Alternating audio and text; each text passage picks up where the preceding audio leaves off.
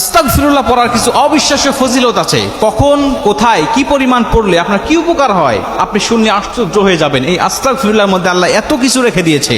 আমরা অনেকেই আস্তাগফিরুল্লাহর আমলটা করি, অনেকেই করি না। অনেকেই আস্তাগফিরুল্লাহর আমল করলে হাতে নাতে কিন্তু প্রমাণ পেয়েছেন। অনেক ভাইরা ফোন দিয়ে বলে, হুজুর আস্তাগফিরুল্লাহর যে এত পাওয়ার, এত ক্ষমতা, এত কার্যকারিতা আগে জানতাম না। আমি বলছি আপনাকে, আপনি আমলটা শুরু করেন, আজকে থেকে শুরু করেন, 1 মাস 15 দিন করেন, দেখেন আপনার ফলাফল আপনি নিজেই দেখতে পারবেন ইনশাআল্লাহ। আস্তাগফিরুল্লাহর এত একটি পাওয়ার, আল্লাহ পাক আমাদের জন্য একটা সহজ একটি আমল পাঠিয়েছে। আল্লাহ রাসূল সাল্লাল্লাহু আলাইহি সাল্লাম বলেন যে 1 নম্বরে তোমার যে উপকারটা হবে, মাল্লাযী মাল ইস্তিগফার জাআলাল্লাহু লাহু মিন কুল্লি যিকিন মাখরাজা। যেই ব্যক্তি 1 নম্বরে আস্তাগফিরুল্লাহ পাঠ করতে পারে, নিয়মিত যে ব্যক্তি আস্তাগফিরুল্লাহ পাঠ করবে, আল্লাহ পাক ওকে জাআলাল্লাহু লাহু মিন কুল্লি যিকিন মাখরাজা, সমস্ত বিপদ আপদ বালা মুসিবত থেকে আল্লাহ পাক ওকে সর্বসময় সেফটি দান করে, সবসময় হেফাজতে রাখে। কোনো বালা মুসিবত তাকে গ্রাস করতে পারে না। আসমানি বালা, জমিনি বালা, রুহানি বালা, হাওয়াই বালা, জিসমানি বালা, সকল প্রকার বালা মুসিবত থেকে আল্লাহ তাকে হেফাজত করতে থাকে। আপনি দেখবেন যে অবিশ্বাস্যভাবে, গায়েবীভাবে আপনাকে এই বালা মুসিবত থেকে আপনাকে হেফাজত করে দিচ্ছে। আপনি সবসময় মাল্লাযী মাল ইস্তিগফার মানে হলো সবসময় আপনি ইস্তিগফারের সাথে লেগেই থাকবেন, ইস্তিগফার আপনার মুখ দিয়ে পড়তেই থাকবে।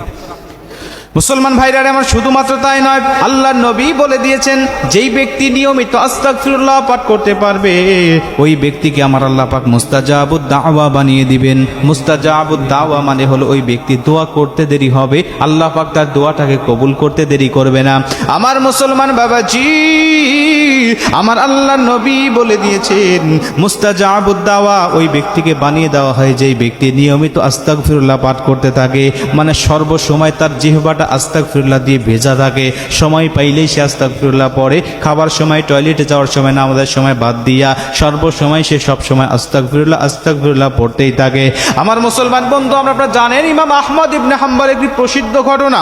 তিনি যখন কোনো একটি দেশে চলে গেলেন, সফরে নিয়তে রওনা হলেন, একটা মসজিদে রাত্রি যাপন করার জন্য তিনি ঢুকে গেলেন। মুয়াজ্জিন তাকে রাখতে দিলেন না, তাকে থাকতে দিলেন না, বের করে দিলেন। মুসলমান বাহিরের একজন রুটি বিক্রেতা, একজন দোকানদার দেখলেন যে তার সাথে মুয়াজ্জিনের সাথে আগন্তুকের ঝগড়া হইতেছে।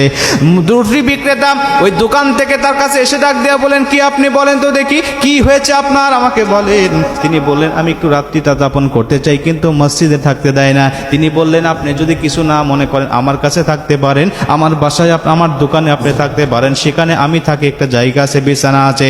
মুসলমান বন্ধু আমার, ইমাম আহমদ ইবনে হাম্বল চিন্তা করলেন কি করা যায়, এটা তো আমার জন্য বড় ভালো হবে। তিনি বললেন, ঠিক আছে চলো যাই। তার কাছে যখন চলে গেলেন, দোকানের মধ্যে উপস্থিত হয়ে গেলেন।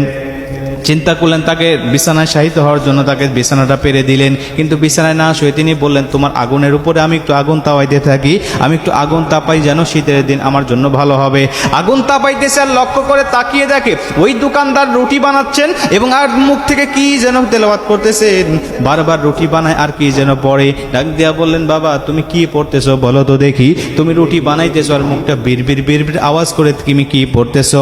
দোকানদার বললেন, তেমন কিছু নয়, আমি আস্তাগফিরুল্লাহ পাঠ করতেছি, আমি সর্বসময় এই আমলটা করতে থাকি।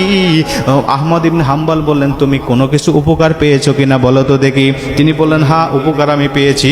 আমি ওই উপকারটা হলো, আমি আল্লাহ পাকের কাছে যে দোয়া করি, আমার আল্লাহ পাক সেই দোয়াটাকে কবুল করে নেয়। আজও পর্যন্ত আমি আল্লাহর কাছে যত কিছু চেয়েছি, আমার আল্লাহ পাক তত কিছুই আমাকে দান করে দিয়েছে। শুধুমাত্র একটি দোয়া আমার কবুল হয় নাই, তবে আশা আছে আমার আল্লাহ দোয়াটা কবুল করে নেবেন। তিনি বলছেন, কোন দোয়া কবুল হয় নাই বলো তো দেখি। তিনি বলছেন, আমাদের এই পাশে আমাদের বর্তমান ইমাম আহমদ ইবনে হাম্বল তিনি বসবাস করেন। আমার বড় ইচ্ছা এত বড় আল্লাহওয়ালা বুজুর্গ ব্যক্তির সাথে যদি সাক্ষাৎ হয়, আমার জীবনটা ধন্য হয়ে যাবে, তার কাছ থেকে অনেক সবক নিতে পারবো, আমলগুলো আমি শিখতে পারবো। ইমাম আহমদ ইবনে হাম্বল চোখের পানি ছেড়ে দিলেন আর ডাক দিয়া বললেন, বাবা আমার আল্লাহ পাক তোমার এই দোয়াটাকেও কবুল করে নিয়েছে। এজন্য আমার আল্লাহ পাক সেই সুদূর দেশ থেকে, অনেক দূর থেকে তোমার দোকান পর্যন্ত আমাকে নিজেই উপস্থিত করে দিয়েছে, আমাকে নিজেই উপস্থিত করে দিয়েছে। অতএব তোমার এই দোয়াটাও কবুল হয়ে গেছে। এ থেকে প্রমাণ হয় যারা মাল্লাযী মাল ইস্তিগফার, যারা ইস্তিগফারের সাথে সবসময় সম্পৃক্ত থাকে, সবসময় ইস্তিগফারের দ্বারা যার জিহ্বাটাকে ভিজা থাকে, আমার আল্লাহ পাক ওই ব্যক্তির দোয়াটাকে কবুল করে নেয়, ওকে মুস্তাজাবুদ দাওয়া বানিয়ে দেন। মানে দোয়া করলেই তার দোয়াটা কবুল হয়ে যায়। তিন নম্বরে আল্লাহ রাসূল সাল্লাল্লাহু আলাইহি ওয়াসাল্লাম বলেন যে ব্যক্তি ইস্তেগফার বেশি বেশি পাঠ করবে ওই ব্যক্তিকে আল্লাহ রাব্বুল আলামিন সমস্ত টেনশন থেকে, সমস্ত চিন্তা টেনশন থেকে আল্লাহ পাক তাকে হেফাজত করেন। আজকে অনেক মানুষ টেনশন থেকে মুক্ত পাওয়ার জন্য অনেক ওষুধ খায়, মেডিসিন খায়।